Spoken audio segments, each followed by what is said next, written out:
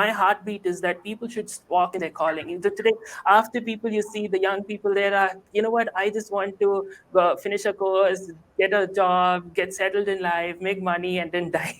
So, but then I believe that God didn't create us just for nothing. We're here to serve His kingdom and expand His kingdom, serve a purpose, and make an impact for His kingdom. Maybe in different areas, like here we have media or politics or various areas of life. So, what is your word of that you would challenge our young people to step into their calling?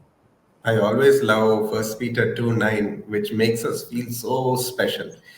Every Mm, word, a chosen people, chosen, dedicated to me, set apart from everyone else, dedicated to me, a royal priesthood. He honors us, he treasures us as his priesthood, and a people belonging to God, a holy nation, holiness of God. So we have to wait and understand what this chosen people means in our life. What is our calling? Like you say, many think our calling is to, oh, that man is building a business. I have to build a business bigger than him. And what we see in this world, we suddenly get a desire and we try to do it like everybody else, and we falter, and it's very difficult. And so taking time and waiting and praying and fasting and just thirsting for, Lord, what special purpose do you have for me, Praveen? Or do you have for me, Michelle? I am a chosen, carefully chosen person by the Almighty God. Such a great God. I have such a great calling as well. So please unleash your calling upon my life. My grandfather found that calling when he was about to commit suicide in his life.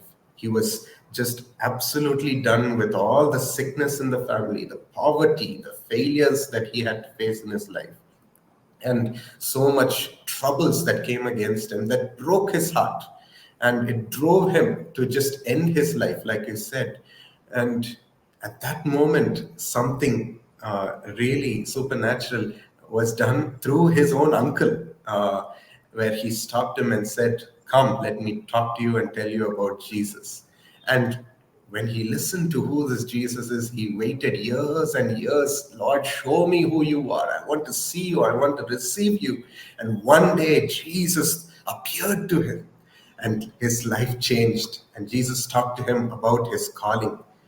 Dhinakaran, I'm calling you as my servant of love and compassion. Go and show the world my love. How many of us wait to receive such a wonderful calling from God? So, this is what we need to know, who we are created by God and what we are created for. absolutely true. I still remember that 8-hour incident I had in while I was in the university. I was just spending time with the Lord. Like I used to just pour out in His presence. Like other people will be sitting and watching movies, or they'll be just lazing around. I would just be banking in His presence. And I still remember I had an 8-hour non-stop encounter with the Lord, and the Lord just called me in, and that's when I had this supernatural encounter. And He said, you know what, I want you to start international ministries. And by faith I called it John Giftah International right on day one. People laughed, people mocked. And when Mm. I'm sure when your granddad started the university, when he called it university, I still have heard people say that he was calling it as university. People are saying it's just a small college. Same thing happened for me. When you start, people will laugh, people will mock, people will say it's nothing great. What so great can come out of it? When I started with just text messages or audio podcast back in the day, I didn't even know it was called podcast. I called it audio messages. People were saying, you know what, you're gone crazy, it will stop in no time. But it's so amazing that God looks at all those faithful steps that we take and say, okay, I use these things and I'm faithful in that, and God just uses it for the extension of His kingdom, right? Like, and I also say, like you said, I always say this, that if you take an aircraft, you can pay such a huge money for it, but if you keep it on the road, it's of no use. Mm. So likewise, every one of us are created by God for a purpose. This chair has a purpose, the camera has a purpose, the microphone has a purpose. So you have a purpose, and if you have a purpose, why don't you walk in your purpose and make an impact for His kingdom?